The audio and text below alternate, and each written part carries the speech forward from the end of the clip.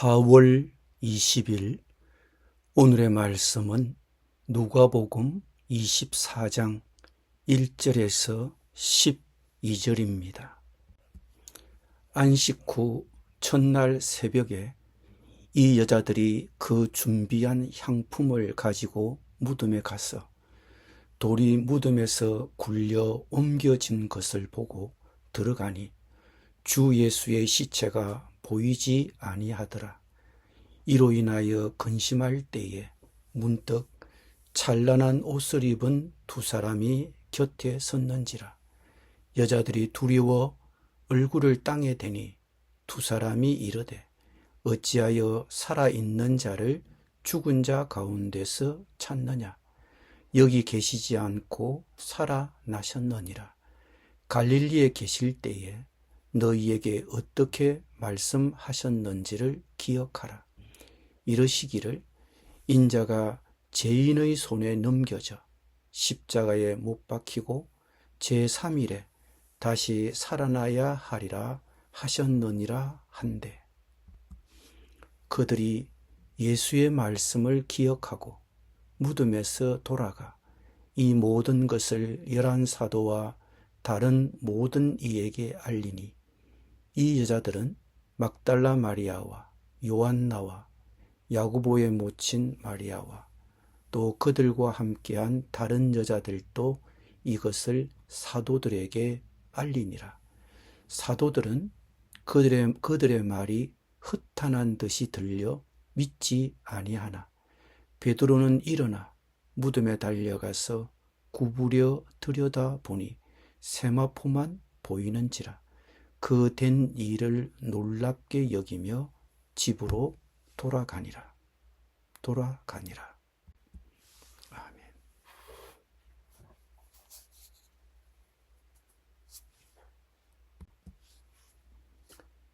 예수님이 죽은 자 가운데서 살아나셨습니다. 무덤에 들어가 보고 예수님의 시신이 없어진 것을 발견한 여인들이 제자들을 찾아가 이 사실을 알렸을 때 그들의 반응은 어땠습니까? 제자들은 그 말이 어처구니 없는 말로 들려 여자들의 말을 믿지 않았습니다. 그러나 실은 예수님께서 이 땅에 살아계실 때 여러 번 자신의 부활에 대하여 언급하셨습니다. 예수님이 제자들에게 들려주신 가장 중요한 이야기가 자신이 죽은 자 가운데서 살아날 것이라는 것이었습니다. 가장 최초의 언급은 누가복음 9장 21절 22절이었습니다. 물론 이후로도 여러 대목에서 여러 번 자신의 부활에 대하여 예수님은 이 땅에 살아계실 때 언급하셨습니다. 그래서 여인들이 예수님의 시신에 향유로 염을 하고자 무덤을 찾았고 시신이 없어지는 것을 보고 당황해할 때 무덤 앞에서 만난 두 사람, 빛나는 옷을 입은 두 사람이 무엇이라고 말했습니까? 어찌하여 너희들은 살아계신 분을 죽은 사람들 가운데서 찾고 있느냐? 그분은 여기에 계시지 않고 살아나셨다. 갈릴리에 계실 때에 너희들에게 하신 말씀을 기억해 보아라. 인자는 반드시 죄인의 손에 넘어가서 십자가에 처형되고 사흘째 되는 날에 살아나야 한다고 하셨다. 이 여인들은 예수님이 살아생전에 이 얘기를 여러 번 언급하셨지만 귀담아 듣지 않은 것입니다.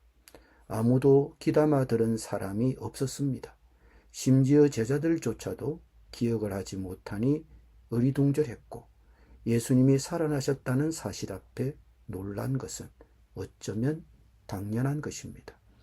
무덤 앞에서 만난 두 사람의 얘기를 들은 여인들은 그제야 예수님의 말씀이 기억이 났습니다. 맞아, 그렇게 말씀하셨지. 그런데 왜 여인들은 그때까지 그 말씀을 기억하지 못한 것일까요? 왜 그 말씀을 마음에 담아두지 못했을까요? 믿음이 부족해서만은 아니었습니다.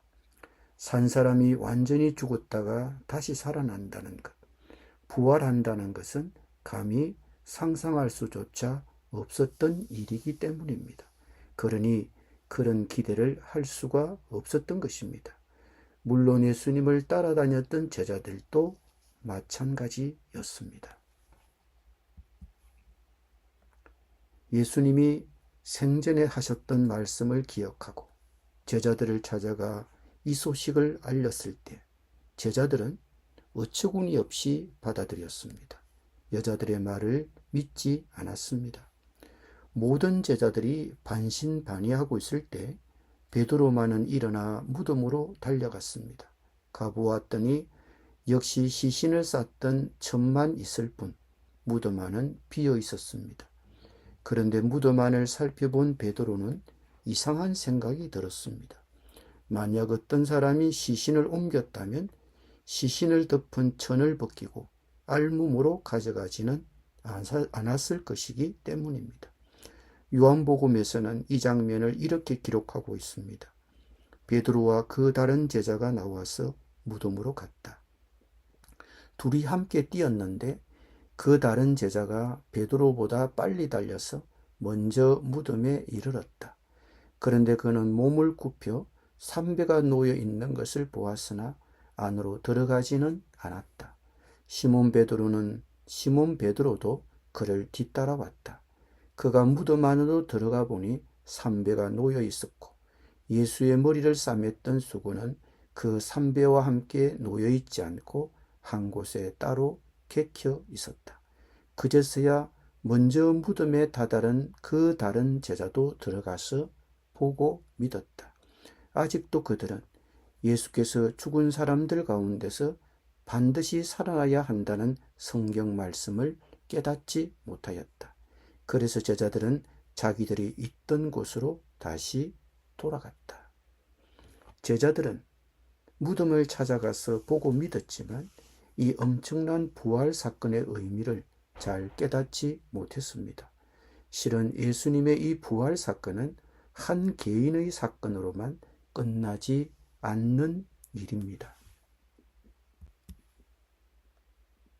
성경은 이 예수님의 부활에 대하여 어떻게 말하고 있을까요? 예수님의 이 부활 사건 이후 이 부활이 갖는 의미에 대하여 바울은 고린도전서 15장에서 이렇게 말했습니다. 그리스도께서 죽은 사람들 가운데서 살아나셨다고 우리가 전파하는데 어찌하여 여러분 가운데 들으는 죽은 사람의 부활이 없다고 말합니까? 죽은 사람의 부활이 없다면 그리스도께서도 살아나지 못하셨을 것입니다. 그리스도께서 살아나지 않으셨다면 우리의 선포도 헛되고 여러분의 믿음도 헛될 것입니다. 우리는 또한 하나님을 거짓되이 정언하는 자로 판명될 것입니다. 그것은 죽은 사람이 살아나는 일이 정말로 없다면 하나님께서 그리스도를 살리지 아니하셨을 터인데도 하나님께서 그리스도를 살리셨다고 하나님에 대하여 우리가 정언했기 때문입니다. 죽은 사람들이 살아나는 일이 없다면 그리스도께서 살아나신 일도 없었을 것입니다. 그리스도께서 살아나지 않으셨다면 여러분의 믿음은 헛된 것이 되고 여러분은 아직도 죄 가운데 있을 것입니다. 그리고 그리스도 안에서 잠든 사람들도 멸망했을 것입니다. 그리스도 안에서 우리가 바라는 것이 이 세상에만 해당되는 것이라면 우리는 모든 사람 가운데서 가장 불쌍한 사람일 것입니다.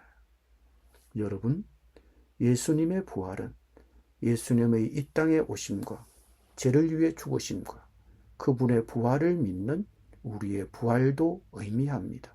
그렇지 않다면 기독교도 헛된 것이고 우리 역시 죄 가운데 여전히 있을 것입니다. 예수님께서는 자신의 부활에 대하여 요한복음 1장에서 이렇게 증언하셨습니다. 나는 부활이요 생명이니 나를 믿는 사람은 죽어도 살고 살아서 나를 믿는 사람은 영원히 죽지 아니할 것이다.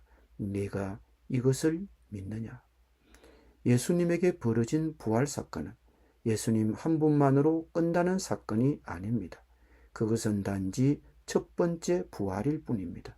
부활은 이제 우리 모두의 부활 사건이 될 것입니다.